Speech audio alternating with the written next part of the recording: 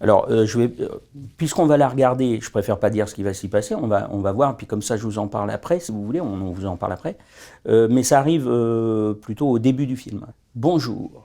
Bonjour, je suis Léa Drucker avec Clovis Cornillac et nous allons faire le Note on a Scene pour Vanity Fair. On fera ça plus tard. Je suis sourd.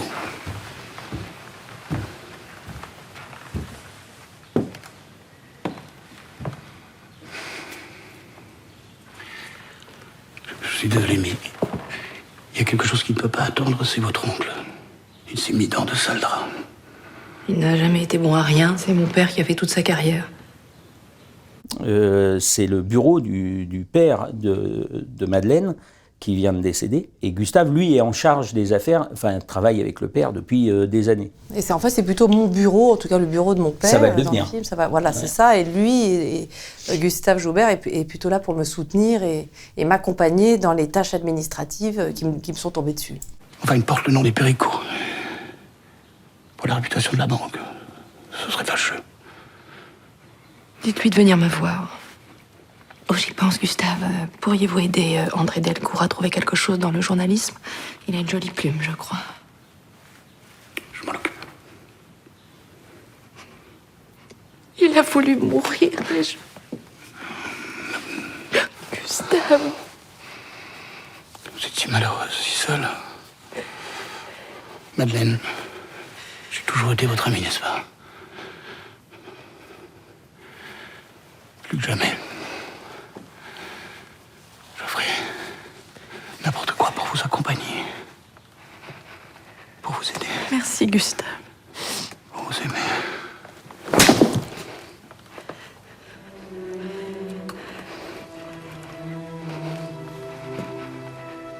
Excusez-moi. Je pense qu'on était tous les deux très nerveux. C'est la première scène vraiment de face à face qu'on a eu, Benoît et moi. On avait déjà travaillé ensemble, mais là on avait une scène quand même avec des enjeux très forts, très dramatiques. On en a eu plusieurs, mais notamment celle-ci. Et donc moi j'étais nerveuse, sauf que moi ça se voit pas. Et chez Benoît, ça prend une autre forme, c'est-à-dire que c'est des entrées de plateau hallucinantes, tonitruantes. Tout ce qui se joue à l'intérieur de lui, il le met au service de son personnage, au service de la situation, et il est très très très entier là-dedans et très généreux. J'ai l'impression que tu lui mets une baffe quand même, il m'a semblé, je trouve très dur.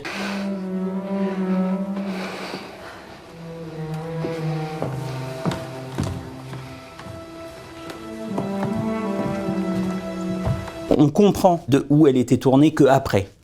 C'est-à-dire que tu crées elle face au vide, parce qu'en fait c'est du vide, et après tu vois qu'en fait elle regardait vers le gamin, et lui s'est permis de venir à cet endroit-là sans regarder jamais le gamin. C'est comme si tu faisais le chemin à l'envers. Et quand Benoît sort du champ et qu'elle part dans la profondeur, la bascule de point sur l'enfant, elle est typique de cette narration inconsciente sur le spectateur. C'est de dire et il se retrouve tout seul dans ce champ-là. Et lui a sa vraie solitude. Mon personnage est assez menacé dans ce plan. C'est-à-dire que moi, je le sens, enfin visuellement, je sens, voilà, cette femme, on est réduit à tous les deux à au projet de gens autour de nous qui vont nous déstabiliser. Voilà. Oui, elle n'est jamais à l'aise dans l'espace qui est normalement le sien.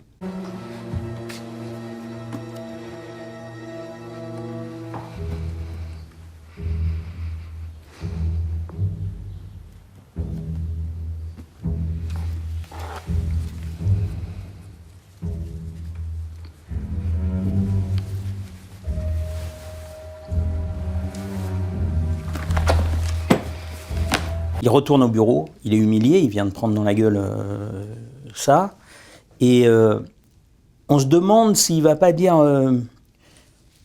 Madeleine, je vous laisse la clé, c'est la clé du coffre de votre père. C'est ce que je demandais à Benoît, c'est de ne pas anticiper les choses. Sinon, moi, dans les films, quand tout est anticipé, je m'ennuie. Quand les acteurs jouent déjà la fin de la réplique avant le début, parce qu'ils aiment bien jouer la fin, tu vois, parce que tu dis, ah, c'est le moment, hein. Tu fais, ah, je sais déjà, en fait, début de la scène, je sais où ça va. Quand tu diriges les acteurs, le truc que tu cherches, en tout cas, une des choses souvent dont je peux parler aux acteurs, c'est le maintenant, quoi. Dans la vie, c'est chaotique, tu n'es jamais comme tu aimerais être. pourquoi on a des fous rires à des enterrements, ça n'est pas normal, et pourtant on est bouleversé, ça arrive.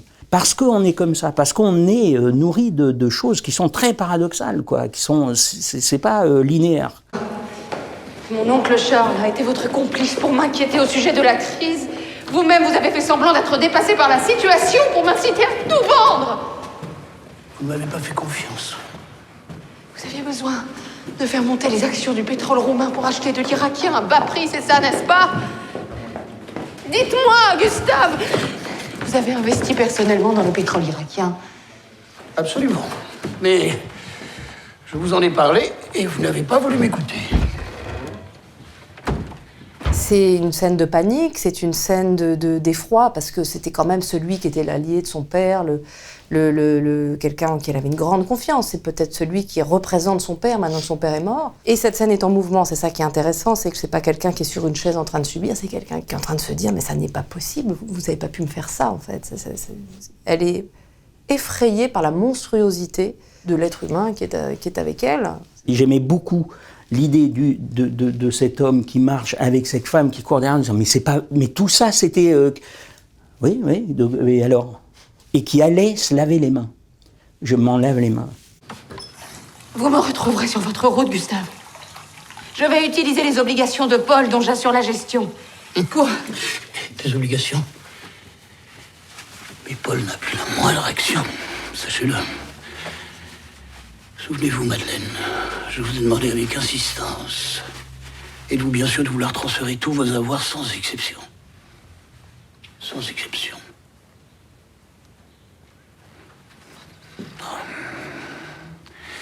Vous pouvez vendre l'hôtel Péricourt? Avec le miroir, c'est le pacte avec le diable, quoi. C'est vraiment, il se regarde, il s'aime, elle est loin derrière. Et c'est une femme qui, à cause de cette scène-là, à cause de ce qui se passe ici, va trouver sa personnalité, va trouver sa fièvre. Ça va la transformer même physiquement.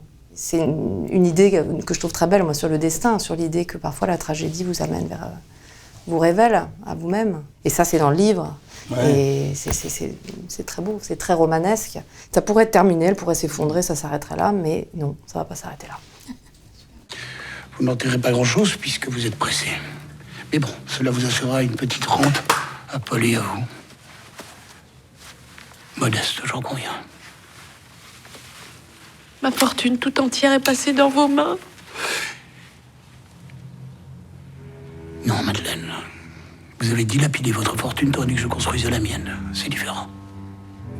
Quand elle part, il regarde ce regard. Là, quand il la regarde, c'est « tu vois qui je suis ?» et tu sais qu'il ne l'aura plus jamais. Il n'aura jamais ce qu'il veut, cet homme-là. Il est perdu, il est perdu. Il croit qu'il est fort, il est perdu. Et je trouve que le rapport des deux à cet endroit-là, tu dis, si tu dois choisir, tu as vraiment envie d'être elle. Moi, j'adore ça. Je trouve ça superbe. J'aime beaucoup ce film. Oui, moi aussi, j'aime beaucoup ce film. C'était Léa Drucker et Clovis Cornillac pour le Notes on the Scene de Vanity Fair.